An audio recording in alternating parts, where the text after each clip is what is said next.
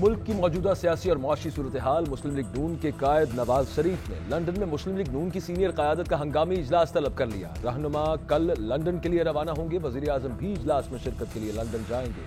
شہباز شریف آئندہ 24 گھنٹے میں لندن پہنچیں گے۔ ایک روز قیام کے بعد وطن واپس آئیں گے۔ وزیر داخلہ رانا ثناء اللہ بھی وزیر اعظم کے ساتھ ہوں گے۔ شاہد خاقان عباسی پہلے سے لندن میں موجود۔ احسن اقبال، مریم اورنگزیب، شاد رفیق، خرم دستگیر اجلاس میں شریک ہوں گے۔ اجلاس کل نواز شریف کے صاحبزادے حسین نواز کے دفتر میں ہوگا۔ لندن میں نواز شریف اور اسحاق ڈار کی بھی ملاقات۔ پاکستان کی سیاسی معاشی صورتحال سمیت اہم امور پر تبادلہ خیال۔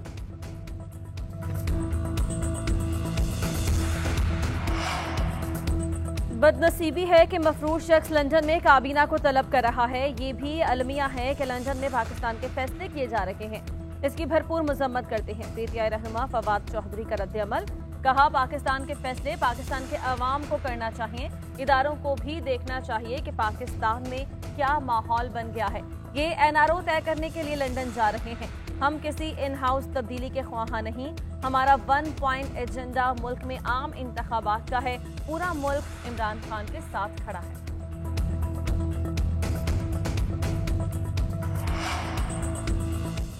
روایت بن گئی ہے کہ پیسوں سے حکومت گرائی جاتی ہے۔ چند لوگوں کی خرید و فروخت سے 22 کروڑ عوام کا مستقبل داؤ پر ہوتا ہے۔ آرٹیکل 62(1)(f) کے تحت ہی نااہلی تاحیات ہے۔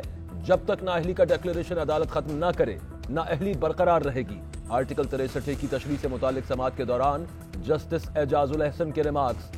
بابر اعوان نے دلائل دیے کہ مدت کا تعین نہ ہو تو نااہلی تاحیات ہوگی۔ کوئی آرٹیکل 63 پر ڈی سیٹ ہو اور 15 دن بعد دوبارہ پارلیمان میں آ جائے تو یہ آرٹیکل 63 کے ساتھ مذاق ہے۔ جسٹس جمال خان نے ریمارکس دیے کہ توبہ کا دروازہ تو ہمیشہ کھلا رہتا ہے، آپ قانونی اصلاحات کریں۔ جسٹس مظہر عالم نے کہا کہ آرٹیکل 63(1)(g) عدلیہ اور فوج کی تصحیح اور پاکستان کی آئیڈیالوجی سے متعلق ہے۔ میری نظر میں اس کی خلاف ورزی زیادہ سنگین جرم ہے۔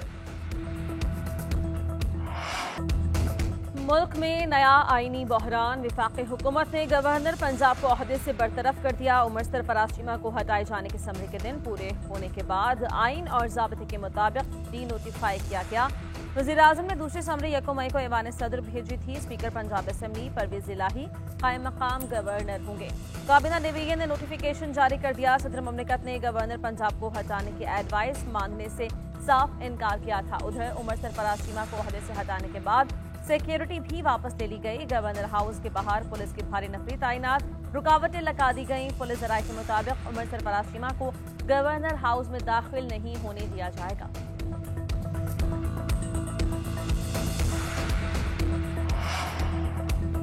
عمر سرفراز چیمہ کی برطرفی کے بعد چودھری پرویز الہی قائم مقام گورنر بن گئے، مگر تاحال چارج نہ سنبھالا۔ پرویز الہی بدستور اسمبلی سیکریٹریٹ میں اپنے فرائض کی انجام دہی میں مصروف۔ قریبی رفقا سے صلاح مشورے، کہتے ہیں کہ آئینی ماہرین سے مشاورت جاری ہے۔ آئین اور قانون کے مطابق ہی امور سر انجام دیں گے۔ حکومت نے غیر آئینی اقدامات کی فیکٹری لگا رکھی ہے۔ چودھری پرویز الہی کے قائم مقام گورنر بننے کی صورت میں ڈپٹی اسپیکر سردار دوست محمد مزاری قائم مقام اسپیکر بن جائیں گے۔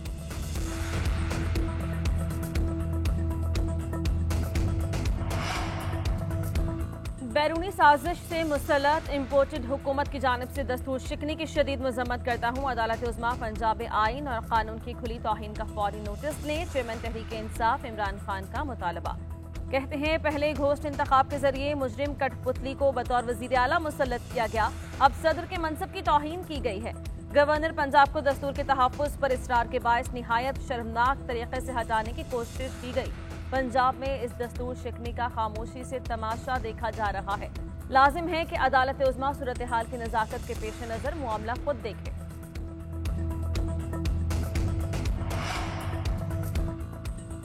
آئین شکنی اور غنڈہ گردی کرنے کے بعد آئین کے تقاضوں کی بات، عمران صاحب کی سیاست منافقت ہے، کسے دھوکہ دے رہے ہیں؟ وزیر اطلاعات مریم اورنگزیب کا عمران خان کے بیان پر رد عمل، کہا کہ عمران خان نے قومی اسمبلی میں جو شرمناک تماشا کیا اسی کو پنجاب میں دہرایا۔ آپ کا اور آپ کی کٹ پتلیوں کا یہ رویہ ہے جس کی وجہ سے عدالتوں کے دروازے نصف شب کو کھولے گئے۔ آپ اپنے فسطائی سیاہ کردار کو دیکھیں جس کی تاریخ ہمیشہ مذمت کرتی رہے گی۔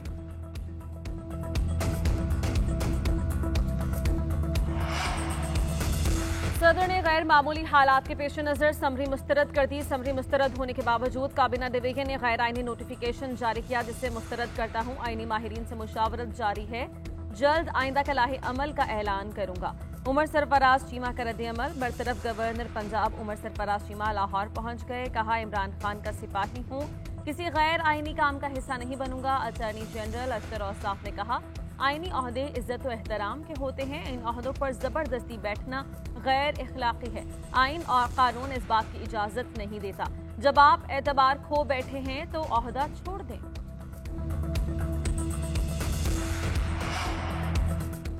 मुल्क में सियासी अदम इस्तेहकाम और इदारों पर तनकीद। ऐवान सदर की जानिब से ग्रैंड डायलॉग शुरू करने पर गौर। सदर ममलकत डॉक्टर आरिफ अलवी और साबिक गवर्नर इशरतुल इबाद के दरमियान राबता, अदलिया और अफवाज पाकिस्तान को सियासी तनाज़ात से बाहर रखने पर गुफ्तगू।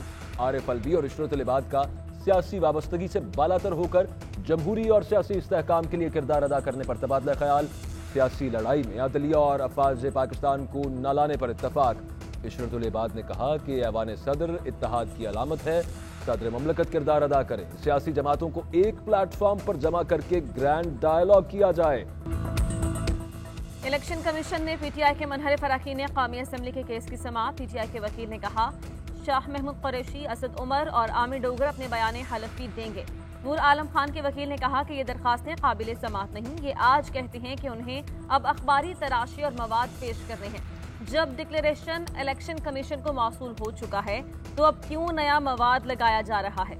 मुनहरिफ अरकान की रुकनियत मुअत्तल करने की पीटीआई की इस्तदा मुस्तरद। मुनहरिफ अरकान पंजाब असेंबली ने भी जवाब जमा करवा दिए। इलेक्शन कमीशन का 13 मई को दलाइल देने का हुक्म।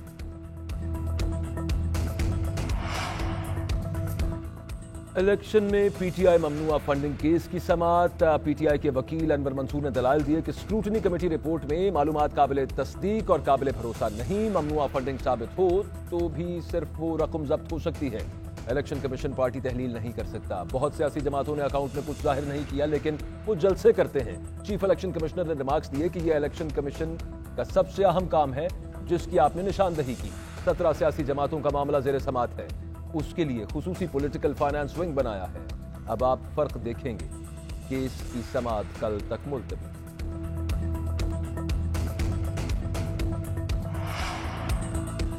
अगर इमरान खान का फौरी इलेक्शन का मुतालबा मान लें तो भी कहेंगे मुझे मर्जी का इलेक्शन कमीशन और नताइज चाहिए। ये पाकिस्तानी अवाम और फौज को लड़ाना चाह रहे हैं। इदारों को बदनाम किया गया। मीर जाफर और मीर सादिक के शर्मनाक हवाले दिए गए। आप कब से टीपू सुल्तान बन गए? दूसरों को कहते हैं कि अपनी आखिरत संवारो, अपनी कब संवारेंगे? अकबर एस बाबर की मीडिया से गुफ्तगू। कहा, इमरान खान का आज़ादी मार्च नहीं बल्कि गुलामी मार्च है। अगर आप आज़ादी के इतने ही चहीते हैं तो आप तहरीक इंसाफ से अपनी बादशाही खत्म करें। फौरन फंडिंग केस पाकिस्तान की सालमियत से जुड़ा है। उम्मीद है फैसला हमारे हक में आएगा। सिंध के तीनों बैराजों पर पानी की किल्लत बरकरार। पानी की मजमूई तौर पर कमी 50% से जायद हो गई। फसलों की बवाई शदीद मुतासर। बिलावल भुट्टो कहते हैं कि पानी की किल्लत की वजह से अवाम बिलखुसूस काश्तकार मसाइल का सामना कर रहे हैं। पानी की किल्लत की एक बड़ी वजह इरसा की जानिब से सूबों को पानी के जायज़ हिस्से की फराहमी में खलल है। मुल्क में एक फूड सिक्योरिटी टास्क फोर्स बनाई जाए ताकि हम मुमकिन ग़िज़ाई बहरान का मुकाबला कर सकें।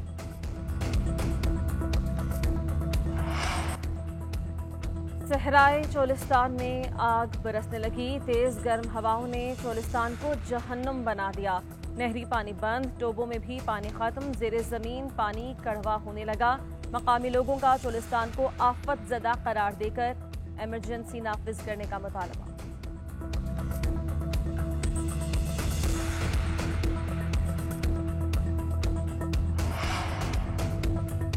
शदीद गर्मी में लोड शेडिंग का अजाब। कराची में बिजली की बंदिश का दौरानिया 10 से 12 घंटे तक पहुंच गया। दिन में 3 मरतबा 3 से 4 घंटे की बदतरीन लोड शेडिंग।